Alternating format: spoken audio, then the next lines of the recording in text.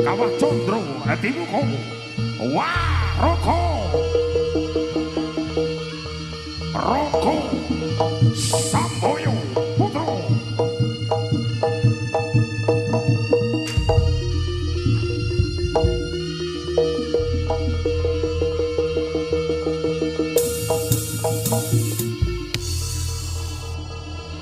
Lorok-lorok sino bisik depan manap datang kang rasa balik kang alisik gogodang tan sami robah Ikang sami datang lomba pada sambong kang pinuju wonten ing sasana Pagelangan Jami. Ikang anteng jegrak-jegrak yen Cinandra kadya tuku Sinokarto. Lara terdas godani jalma kang aran lumrah. Babasanto jeng setan beri bendayangan tedhak gedruwo inu Banaspati. Lara terdas godani sambong kang sedekap salepet mati ngadeg babasan. Nutupi babanawa sawanarkan kanca Hindriya. Ari sang bapa amawita maranugraning Gusti kang gawe pemesih kodrat. Mugi candraning dening para kadang mitra sami kawis saking Sabingono. Wah, Roko Roko Samboyo Putro.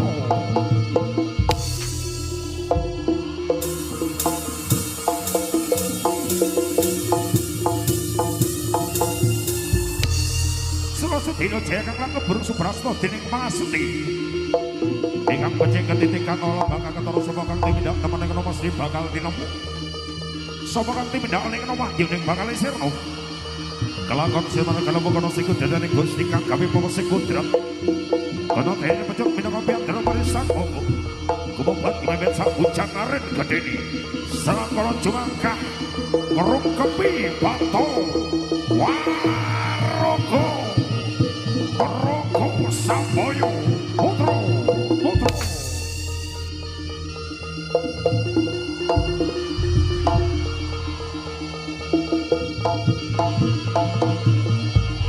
Sono Jaya Wijayanti Jaya kangenan lembur Suprasna dening Pangasuti Bapasan rawi-rawi rantas Malang diputung agen pada sang Bosigra Alawita mananugraning Gusti kang gawe pemesih kodrat. Yen tono balak saka kidul bali mengidul, yen tono balak saka lor bali mengator. Yen tono balak saka wetan bali mengitan, yen tono balak saka kulon bali mengulon.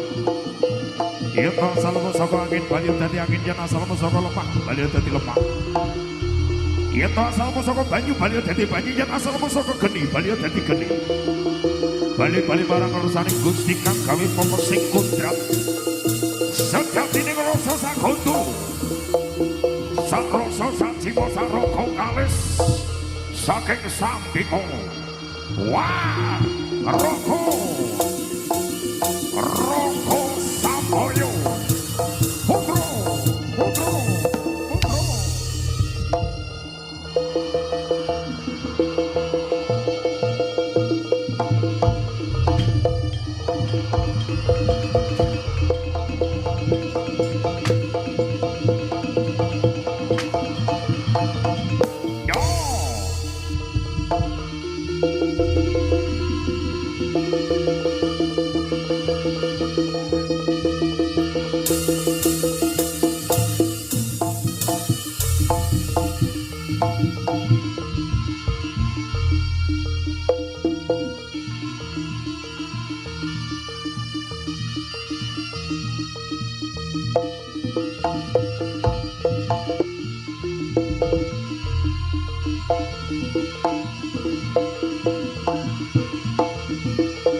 Resang bobo gedruk bumi kaping 3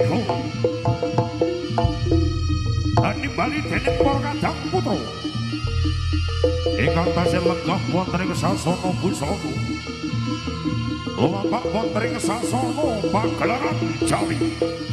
Wah, Roko Roko Samboyo Putro Putro Putro.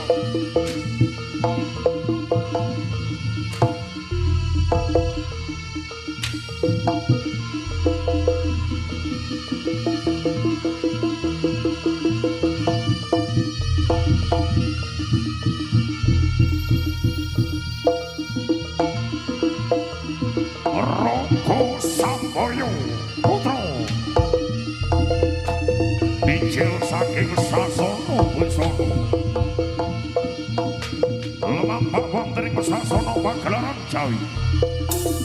Anditendra Kamrasu Kusana Kaprajritan Kalya Cinondro saking mandro cemloron candraning kadya gajah kelangan kadek oh ah oh oh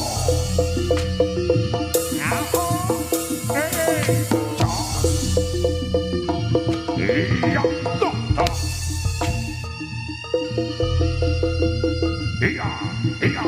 iya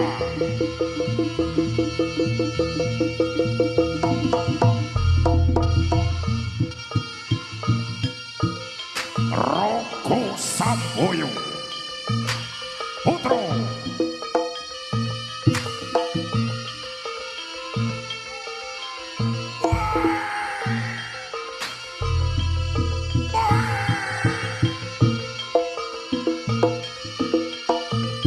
Sigro balak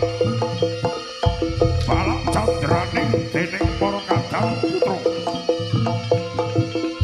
Anditendra Kamrasu Kusana Kaprajritan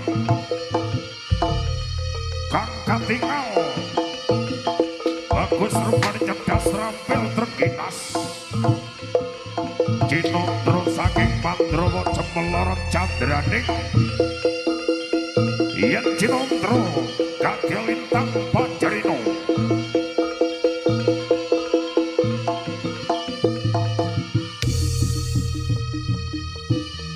Roko Samboyo Putro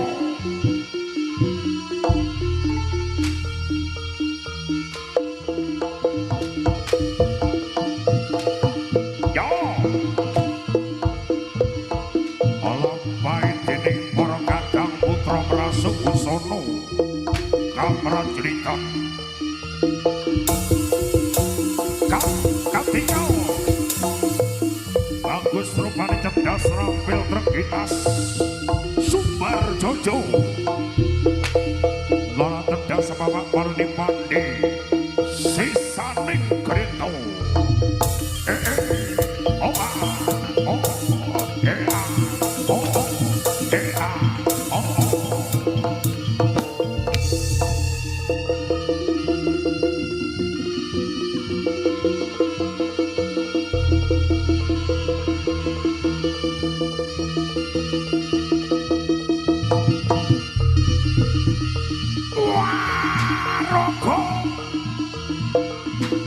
Roko Samboyo Putro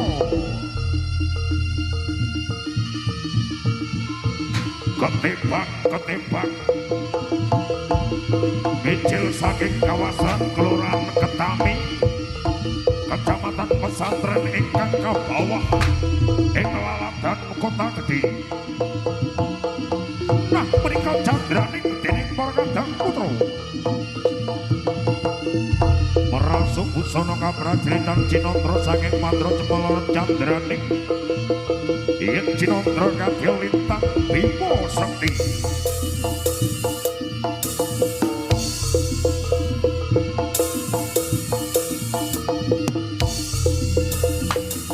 oh iya dok salah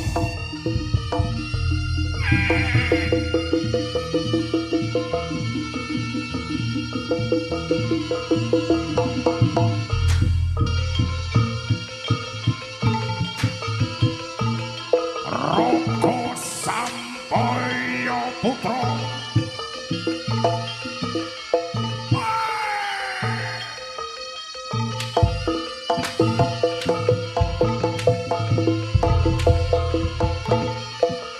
lampahi dening para kadang putra Anditendra Kamrasu Kusana Kaprajritan dan cemloron candraning yen Cinondro kadya selo blekiti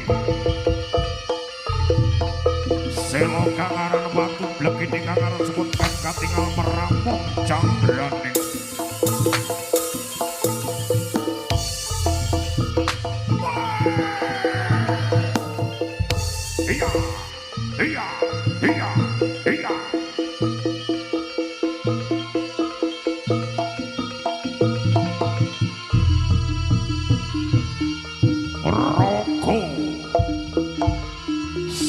Samboyo Putra.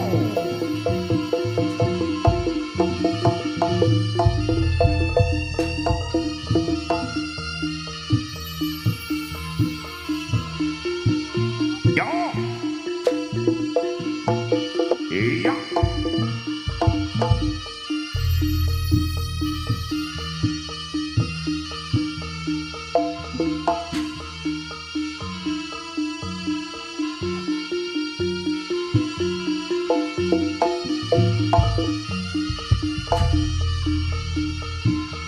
Prabanyo Prabaniro Eyang Celeng Sengi Katindanya dening Eyang Celeng Sengi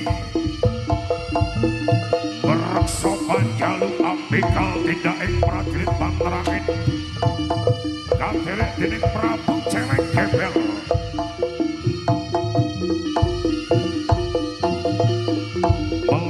wontenipun sajroning wana kang aran Wana Lirboyo. Wana alas lir gedhe. Boyo kang aran Pekewuh. Alas kang jumudhelake bebaya Pekewuh kang gedhe gara-gara kang gedhe. Kabeh kalsa wernane kewan alas kang sarta galak wadyabala. Prabu Celeng Gembel.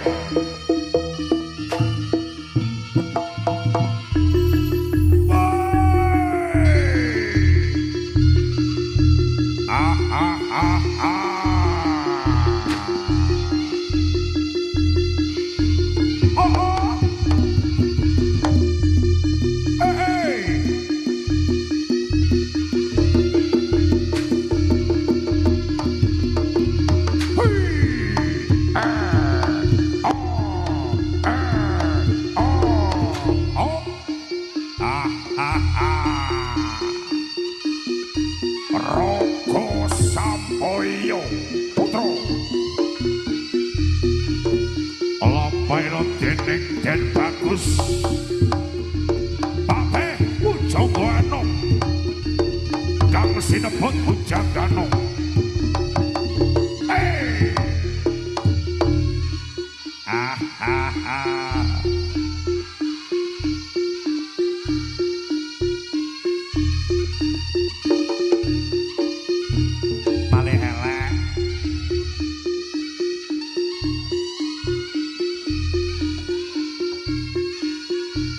Lampana dening Patih Pujangano ya sinebut Pujangano.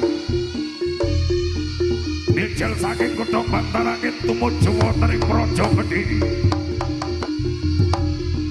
Saperlu badhe nglamar kusumaning ayu Dewi Sangga Langit.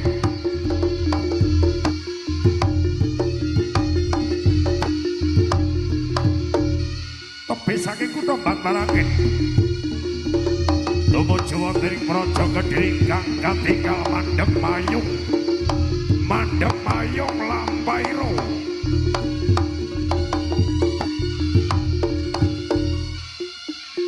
Ingkang kathah para kayen raja saking negeri para manca, para menteri, para bupati. Nganti cacahe raja 1000 negara. Ingkang gandrung kayuyun kaliyan kusumaning ayu Dewi Sangga Langit. Pujangano kula ingkang sowan patih kula semanggaken Gusti Prabu menika nggambaraken Prabu Raja Klana Sewandana raja kang sekti mahamara berbukti bawalaksana bebasana tedas bapak parne pandhe sisaning Greta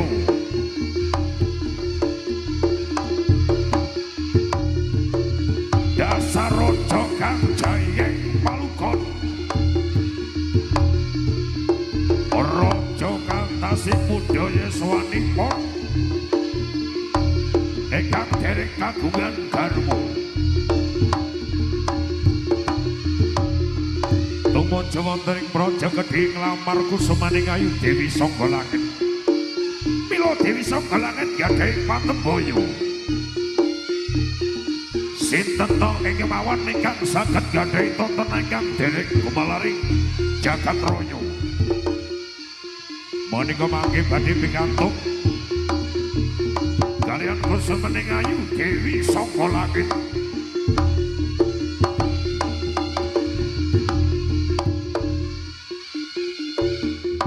Prabu Raja Kelana Sewandana Cacuk Caliwondo.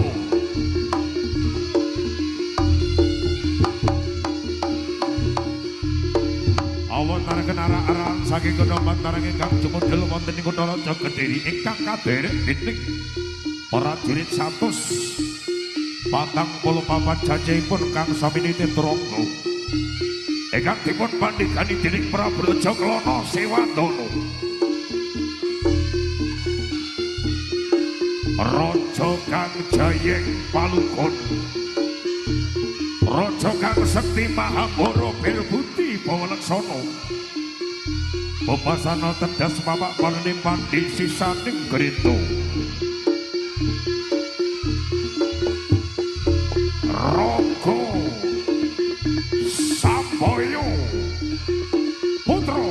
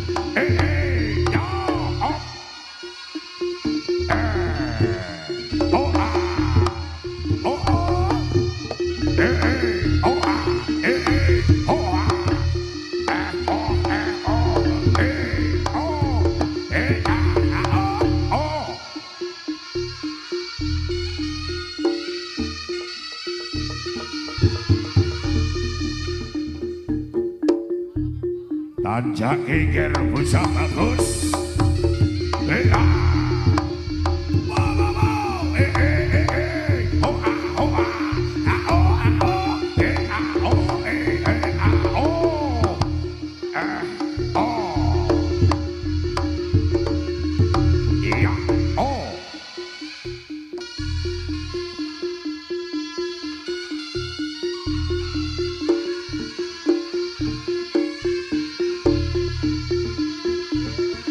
Menika gambaraken Patih Bujanggana. Patih Bujanggana Raga Sambaya Putra.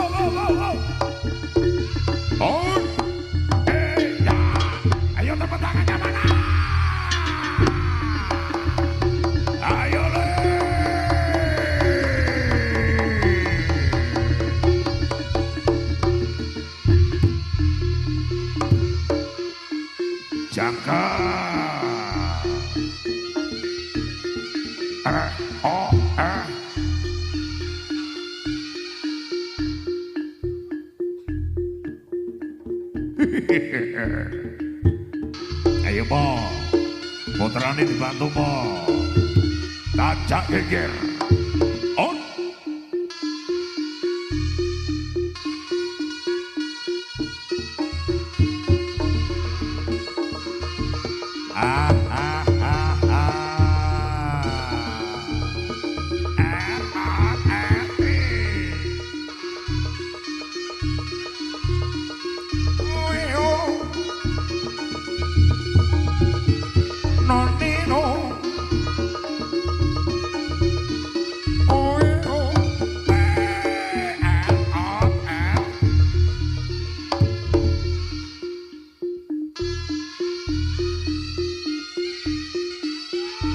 Ayo ger. Alon-alon ger. Tajak kele. Wow. Langsung balik ke belakang. Awas. Iya. Persiapan. Yo. Awas. 1, 2, 3.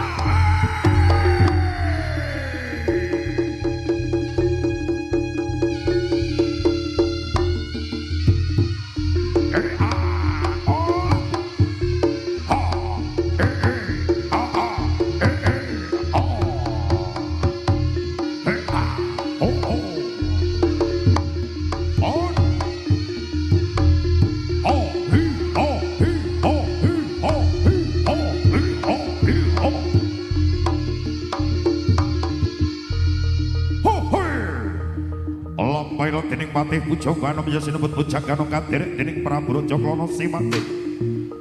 Melebet pantenipun sajroning wana kang aran wana Lirboyo.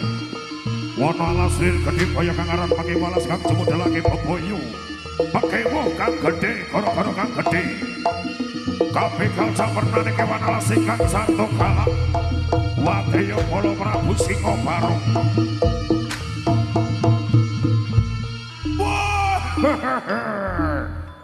Wajinipun kekiring Jawi ramene Pasewangan Agung wis dadi kembangke lambe kondang jaranane uga seblakar bacute budal saka ketampi kairing irama bekon sigar gedang plak goyang sing padha nonton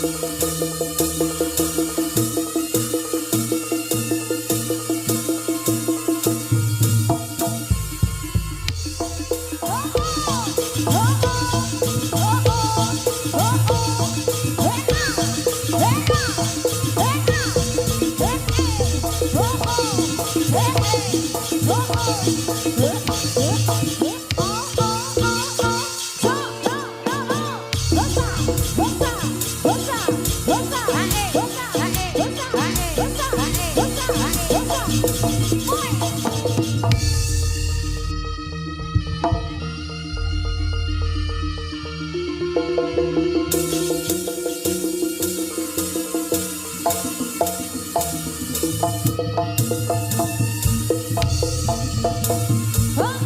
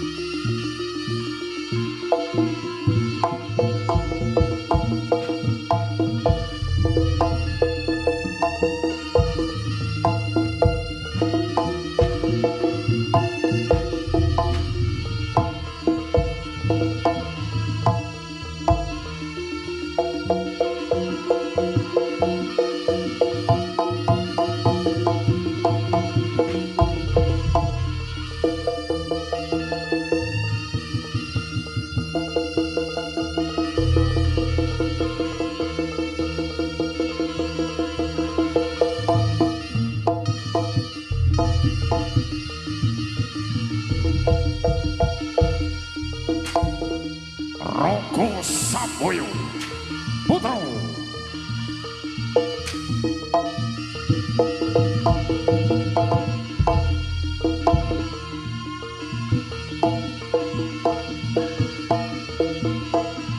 ya iya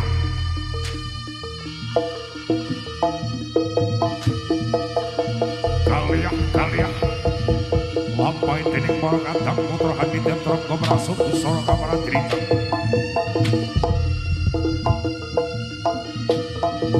katinggal bagus rupane cerdas rampil terginas Cinondro saking mantro cemelaran candra ning kadya lintang Dipo Sakti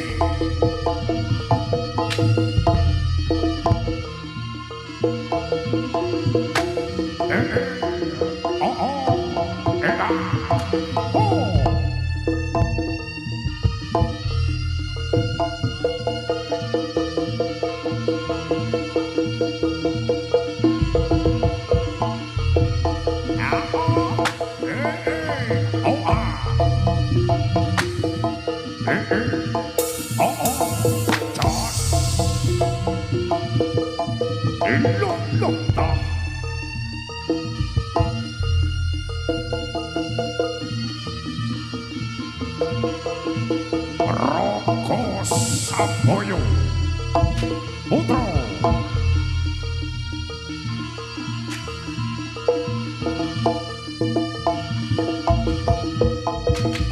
Sikro balak balak candra ning dening para kadang putra merasuk usara Cinondro saking mandro yang cemelarat kaki lintang Pancarino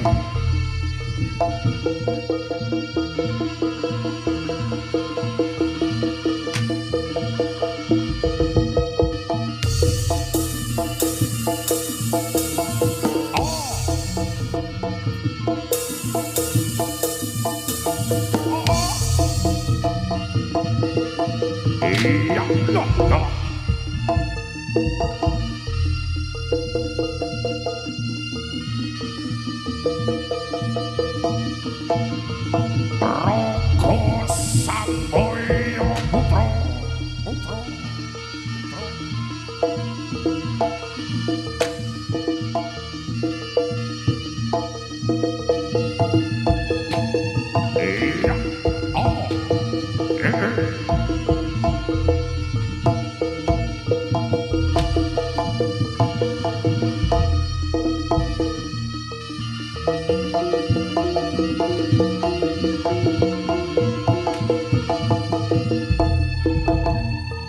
Roko Samboyo Putra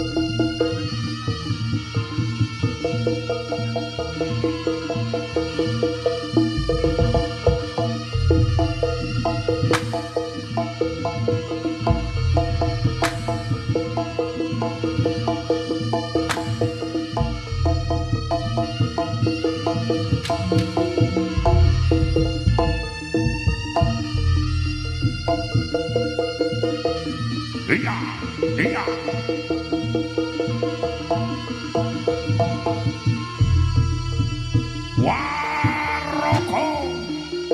Roko Samboyo Putra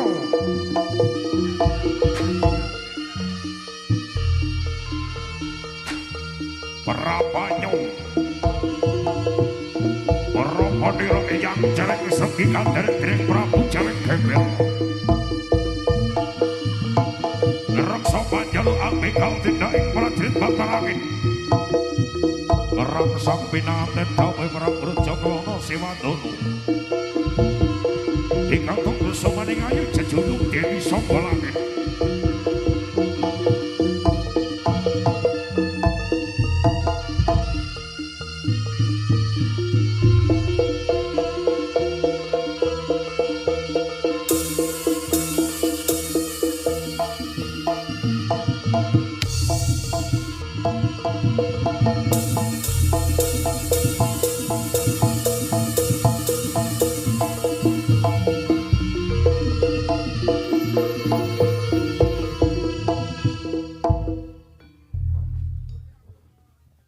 benjing bidal kumara saking pantaraning negeri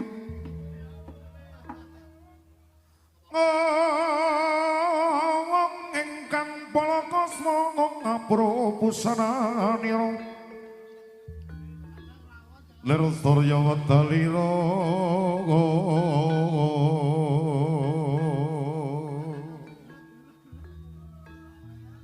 saking sajawane tiasa madangi jagat kok munguk anin sak pucak-pucuke ngukir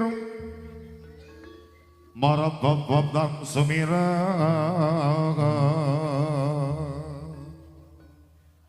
kana saratin sarya mega kelawan gunung gunung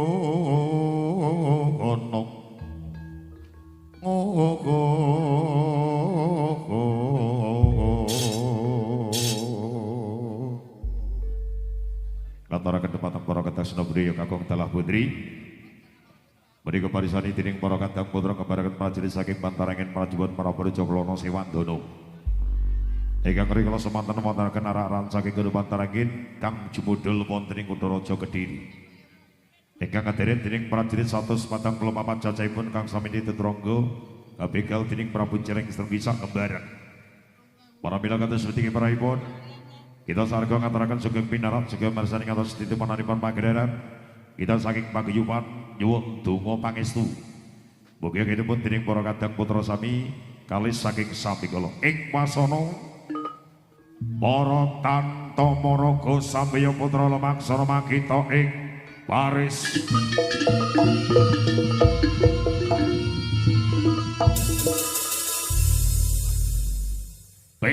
Piyak siap siaga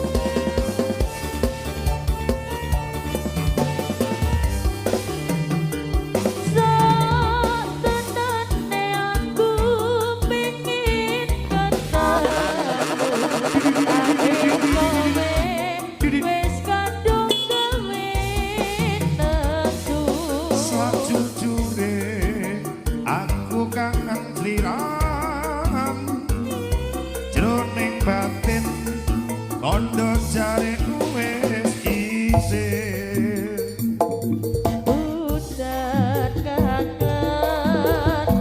pancen kangen basan gunung rapis tenggo bendung desa jane aku wis paling trimo wis rumangsa aku wis rumangsa nanging yen di gawe ora trimo aku ora trimo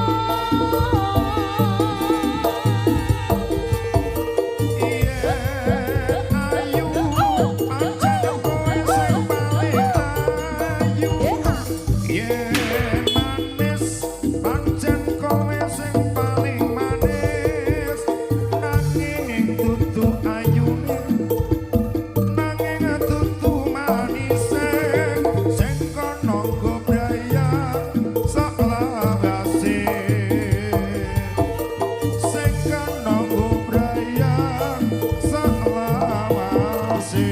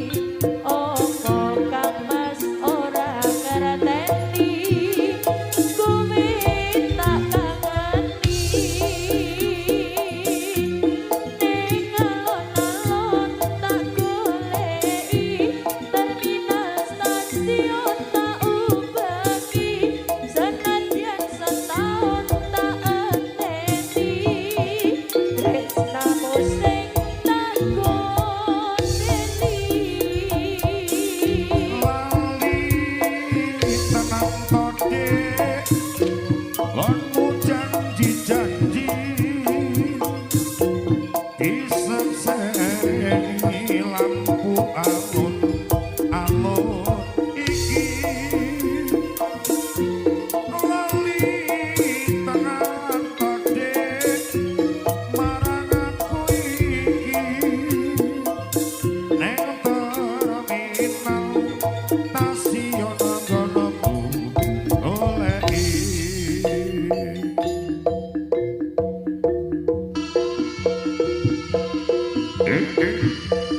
Oh ah,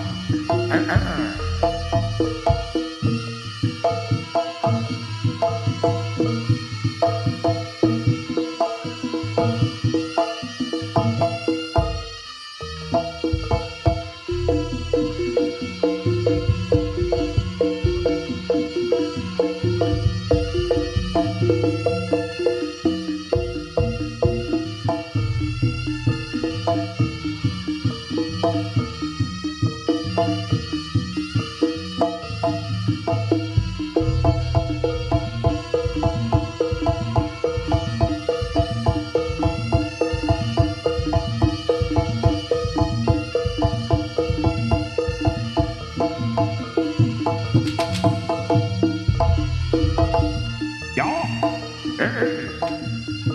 oh,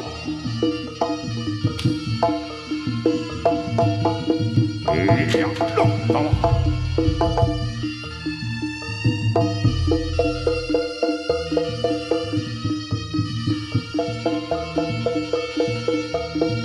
Roko Saboyo Putra.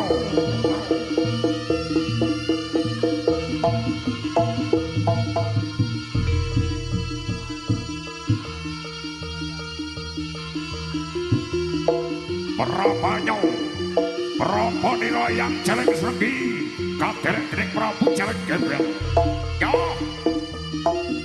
ah iya